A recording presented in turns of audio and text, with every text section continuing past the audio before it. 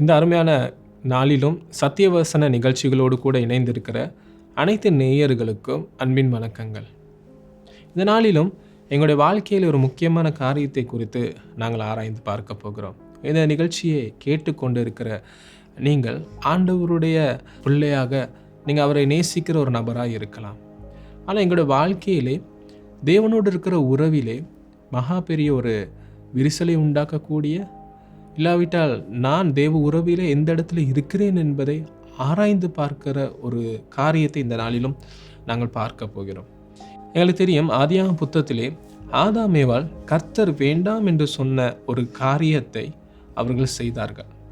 அவர்கள் கீழ்ப்படியாமையிலே அவர்கள் விழுந்தார்கள். எனவே இதன் நிமித்தம் இந்த உலகம் முழுவதும் சகல மனிதர்களுக்குள்ளும் பாவ சுபாவம் அது ஆரம்பிக்கப்பட்டது. எனவே அந்த சம்பவத்தின் பொழுது நடந்த சில காரியங்களை நாங்கள் ஒவ்வொன்றாய் பார்க்க போகிறோம்.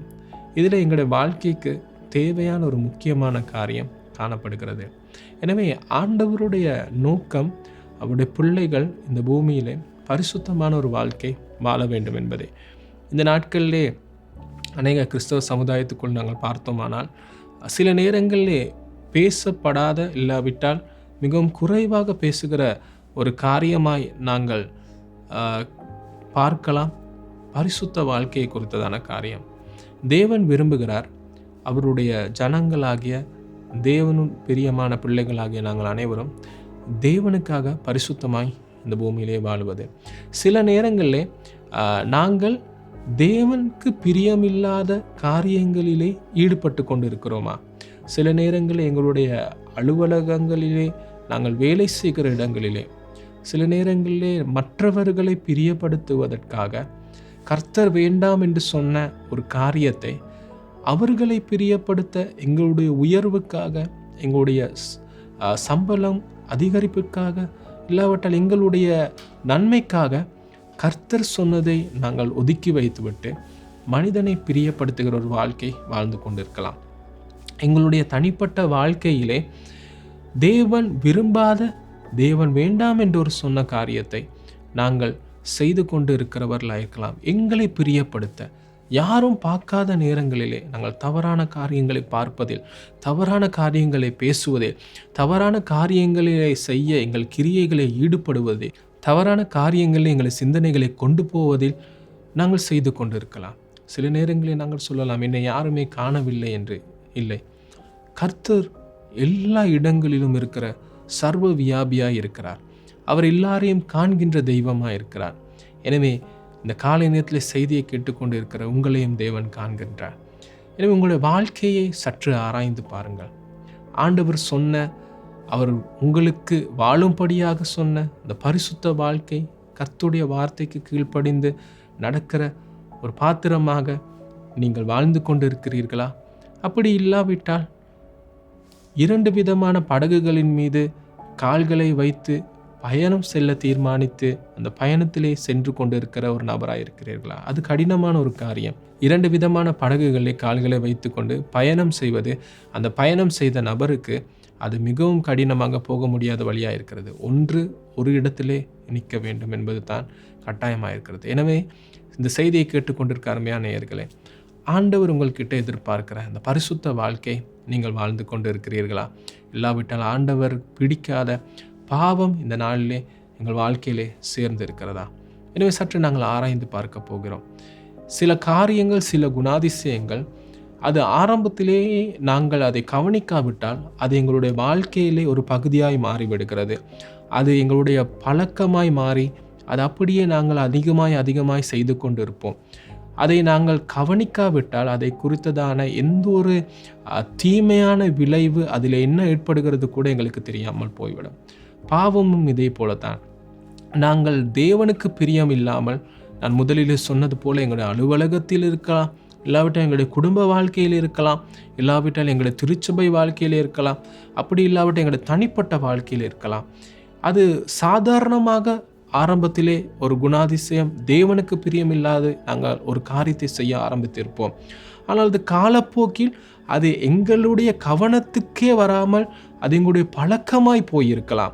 நாங்கள் அதிகமாய் கவனிக்காது ஒரு பழக்கத்திலே செய்து கொண்டு போகிற ஒரு காரியமாய் மாறிருக்கலாம். ஆனால் அது மிகவும் பாரிய ஒரு பாதிப்பை நமக்கு ஏற்படுத்தும். நாங்கள் ஆதாமேவாளுடைய காரியத்தில் இதை நாங்கள் பார்க்க போகிறோம். முதலாவது தான், ஆதாமேவாள் தேவனுக்கு கீழ்ப்படியாமை செய்துவிட்டு அவர்கள் தோட்டத்தில் இருக்கிற நேரத்திலே தேவன் ஆதாமை தேடி வருகிறார். இவர்களை தேடி வருகிற நேரத்தில் அவர் தேவனுடைய சத்தத்தை கேட்டு அவர்கள் தங்களை ஒழித்து கொண்டார்கள். எனவே எங்களுடைய வாழ்க்கையிலே நாங்கள் பாவத்திலே நீடித்து வாழ்வோமானால் இந்த பாவமானது எங்களுடைய சுபாவத்தை மிகவும் கொடுமையானவர்களாக எங்களை மாற்றிவிடுகிறது. தீமையின் மீது இன்னும் ஆசை உள்ளவர்களாக தேவனுக்கு பிரியமில்லாத காரியங்களை செய்கிற குணாதிசயம் நாளுக்கு நாள் எங்களுக்குள் வளர ஆரம்பித்துவிடும். இரண்டாவது காரியம்தான், ஆதாம் ஏவாள் தீர்மானம் எடுத்தார்கள். தேவனிடத்தில் சென்று தேவனை பார்க்காமல் அவர்கள் தேவனுக்கு விரோதமாக போய் தேவனிடத்திலிருந்து ஒளிந்து கொள்வதற்கு தீர்மானம் எடுத்தார்கள். பாவமானது சில நேரங்களிலே எங்களுடைய வாழ்க்கையிலே அதிகரிக்கிற நேரத்திலே அது தேவனிடத்தில் நாங்கள் சென்று ஆண்டவரை தேடுவதற்கான விருப்பத்தை எங்களுக்குள் இல்லாமல் ஆக்குகிற ஒரு தருணத்துக்கு எங்களை கொண்டு வரும். பாவம் எங்களை தீமையான குணாதிசயம் உள்ளவர்களாய் மாற்றி அது தேவனை விட்டு தேவனை தேடாத ஒரு இருதயத்தை எங்களுக்குள் உருவாக்கிவிடும். எனவே மூன்றாவது காரியமாய் நாங்கள் பார்க்க போகிறது, ஆதாம் ஏவாள் தங்களுடைய தவறினை அவர்கள் அது பொறுப்பேற்று கொள்ளாது அதை அவர்கள் ஒருவர் மாறி குற்றம் சாற்றி கொண்டதை நாங்கள் ஆண்டவருடைய வார்த்தையிலே காற்றுக்கொள்ளலாம். எனவே இந்த மாதிரியான குணாதிசயம் நாங்கள் பாவத்திலே தொடர்ந்து வாழ்கிற நேரத்திலே நாங்களும் ஒரு நேரத்திலே பாவத்தை நான் செய்தேன் என்று சொல்லாமல் அவர் நிமித்தம் நான் பாவம் செய்து விட்டேன், இந்த சூழ்நிலையினால் நான் பாவம் செய்தேன் என்று சூழ்நிலையையும் மற்ற மனிதர்களையும் நாங்கள் சாட்டு சொல்லுகிறவர்களாய் அந்த ஒரு இடத்துக்கு எங்களை கொண்டு போய்விடும். எனவே தேவன் விரும்புகிற பரிசுத்த வாழ்க்கையை நாங்கள் வாழ வேண்டும் என்ப தீர்மானம் இந்த நாளிலும் நாங்கள் எடுப்போமா? எங்களுக்கு தெரியும், ஆதாம் ஏவாள் எப்படி தேவ சமூகத்தை விட்டு மெல்ல மெல்ல அவர் விலகி போனார்கள். தேவனுக்கும் அவர்களுக்கும் இருந்த உறவிலே மகா பெரிய விரிசலை இந்த பாவம் கொண்டு வந்தது.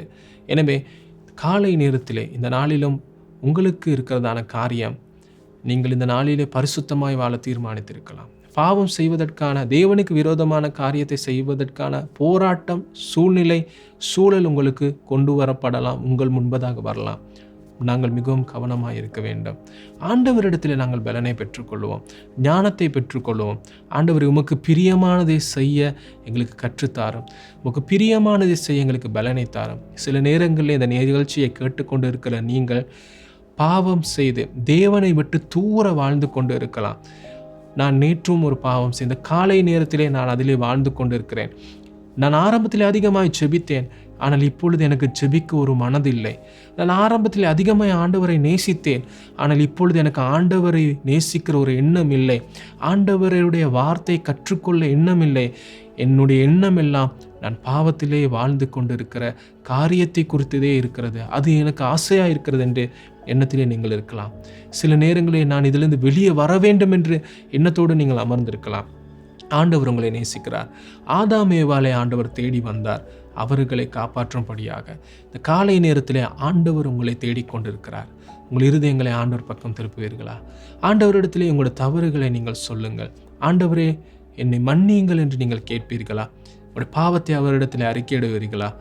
ஆண்டவர் மன்னித்து உங்களுக்கு ஒரு புதிய ஆரம்பத்தையும் புதிய நம்பிக்கையும் புது பலத்தையும் வாழ்க்கையும் கொடுக்க அவர் போதுமானவராயிருக்கிறார். மறுபடியும் பாவம் செய்ய வேண்டாம். நாங்கள் ஆண்டவருக்காக அழைக்கப்பட்ட வாழ்க்கையை நோக்கி முன்னேறி செல்வோம்.